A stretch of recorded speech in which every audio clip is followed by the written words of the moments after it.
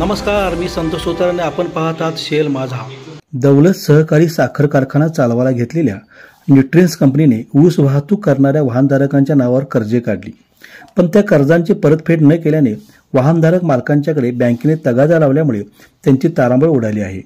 याविषयी nutrients agro कंपनीचे अप्पी उर्फ विनायक पाटील यांच्याकडे गेली 2-3 वर्षे वेळोवेळी मागणी करून सुद्धा याकडे गांभीर्याने लक्ष न दिल्याने बँकेकडून वाहनधारकांना कोर्टामार्फत नोटिसा देखील पाठवल्या गेल्या.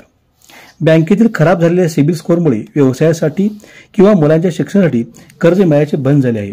त्यामुळे दिनांक 5 ऑगस्ट 2024 पर्यंत ह्या कर्जाची रक्कम न भरल्यास 20 ऑगस्ट रोजी अप्पी उर्फ विनायक पाटील यांच्या महागाव येथील निवासस्थानी मोर्चा काढण्याचा इशारा वाहतूकदार संघटनेच्या वतीने निवेदनाद्वारे चंदगड तहसीलदारांना देण्यात आले आहे.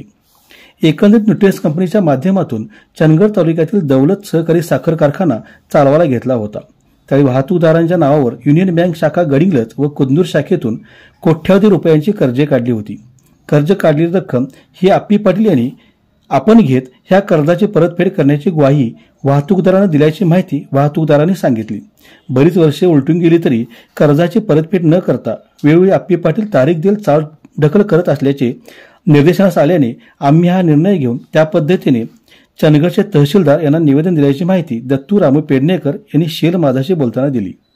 यावेळी धोंडीबा गणेश पाटील, अन्सार गजबार देसाई, दत्तू रामू मुळी, शाहू केदारी जाधव, संदीप पाटील आदी कर्जदार वाहतूकदार उपस्थित होते.